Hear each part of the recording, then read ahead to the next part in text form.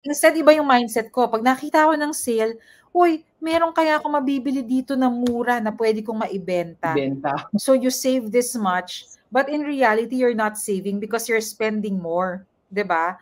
Kasi bumili ka ng another pair na hindi mo kailangan, thinking that makaka-save ka, pero gagamitin mo ba, 'di ba? Eh baka it might just end up na nandiyan lang sa closet mo, di mo naman gagamitin. It's one thing that you know how to save, and it's another thing to be a wise spender. Kasi syempre nagsisave tayo ng money so that we can also put that money into good use, di ba? Nagdadrive ako ng Lexus, di ba?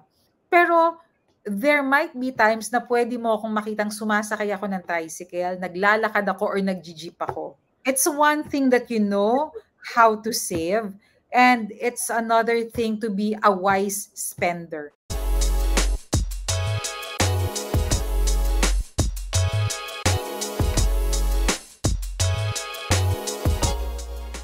And ang galing kasi nung ginagawa mo wherein yung very deliberate yung action mo na sige, pag binenta ko to, may pan-travel tax tayo, 1,620 times 2, okay, bawas na.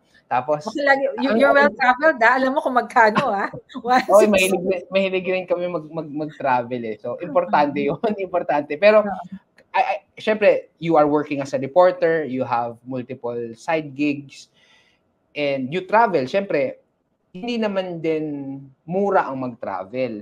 So, aside from earning more money and also selling stuff, ano pa yung naging crucial thing that you are doing para you can afford to travel? Kasi kumbaga, it's one thing to earn, pero minsan kulang eh. Pero ano pa yung navigate mo doon? Oh, alam mo, Neil, no, it's one thing that you know how to save, and it's another thing to be a wise spender. Kasi syempre nagsisave tayo ng money so that we can also put that money into good use, di ba? Alam mo, gugulat ka, Neil, kasi minsan, sipid mo, nagdadrive ako ng Lexus, di ba?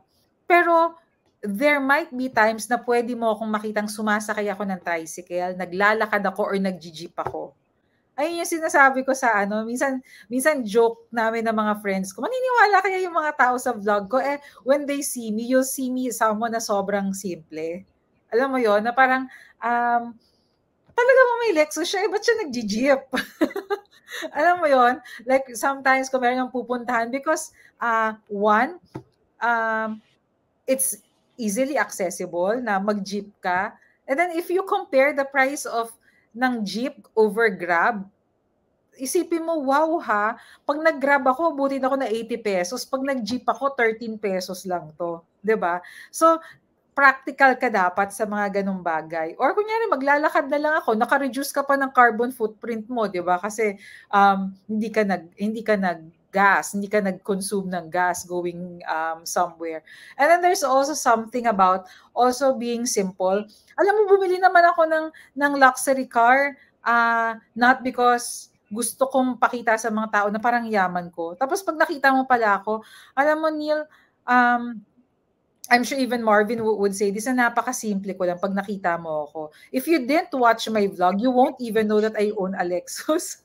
Alam mo yon, kasi yung mga bags na ginagamit ko, corporate giveaways. Regalo sa amin yun nung birthday ko nung kumpanya. O di gagamitin ko, di ba? Sobrang simple ko, and even yung mga shoes that I use, pag okay pa yan. Hindi ako meron nga akong isang sapatos na I've been using it for the past 5 years or even more pa. Tapos ginagamit ko pa rin. Why? Because intact pa yung swelas niya, presentable pa siya. So ba't ako bibili ng maraming sapatos, 'di ba? I know of people na parang gusto nila yung palit sila ng palit ng shoes. So meron siguro silang mga you'll be surprised. Marami mga babae meron silang 30 pairs of shoes siguro because marami namang mura mga sapatos also with lots of online platforms now, no?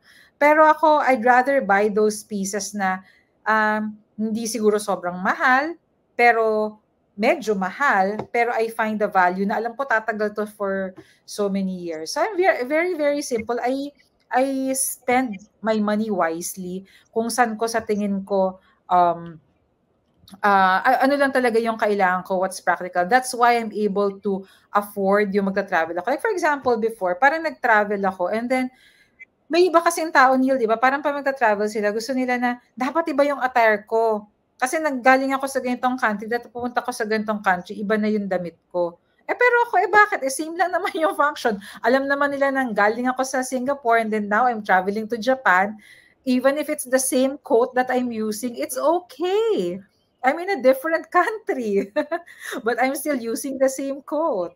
Yan. Iba-iba daw dapat yung OOTD dapat Oo, may mga ganun kasi na, 'di ba? Parang sige, pero alam mo isa rin sa na-realize ko because meron akong isang story before na marami palang microplastics na nanggagaling sa mga clothes. So I try to minimize also my purchases and be more practical. But yun nga, dapat you spend your money wisely. So it's a combination of saving your money and spending it wisely. Yun yung mga ingredients also for you to really enjoy. So yeah, I agree because it's not how much you earn but how much you keep, and how you keep is based on what you spend, and it's important na spending wisely. Tapos ang galing din nung like when you buy stuff, because it's something that alam mong it's something that you need. Hindi yung may kailangan kang patunayan sa people around you or your FB friends na oy, ito yung kaya kong bilhin or ito. I mean, I see that you are just someone who's secure of who you are na walang kailangan patunayan. Alam mo, ito naalala ko lang yung isang post ni Marvin, sabi mo nga buying what you need. Kasi parang I came across Marvin's post na parang pag bumili ka ng sale, because sasabihin nila if you get another one, so you save this much, but in reality, you're not saving because you're spending more. 'Di ba? Kasi bumili ka ng another pair na hindi mo kailangan, thinking that makaka-save ka, pero gagamitin mo ba? 'Di ba? Baka it might just end up na nandiyan lang sa closet mo, di mo naman gagamitin. So, you just end up, 'di ba? Spending. Di mo naman kailangan. And hindi na ako, Neil, yung parang pag may nakita mga sale, parang wow, sale, lumalaki yung mata ko. Instead, iba yung mindset ko. Pag nakita ko ng sale, uy, meron kaya ako mabibili dito na mura na pwede kong maibenta. Benta. Ng markup. Totoo yan. For example, pumunta kami in Japan, sabi ko sa anak ko, ay, may sale dito check natin, magkano ba to sa Pilipinas? Baka mas mura dito. Pa mga konting items lang naman, pwede mong i-resell. Sabi ko, okay rin kung kita ka naman ng ganito, a little bit, and then why not, diba? Yeah.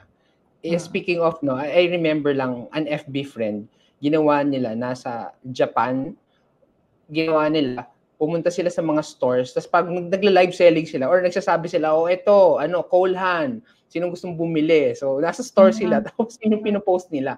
So, pagka may interested buyer na, bibili nila, tapos walang inventory. That's nice. So, parang yun yung mga pasabay naman na sinasabi, Yeah. Yung mga ganun. Kasi syempre, nandun ka na Dapat lang talaga creative ka rin talaga sa mga ways. Kasi, that friend of yours, syempre ayaw naman niyang mamuhunan, di ba? Kung wala naman din siyang, baka mamaya magkano tong item na tong mahal, tapos wala naman palang bibili. So yan, very practical naman yung ginawa niya. Yeah.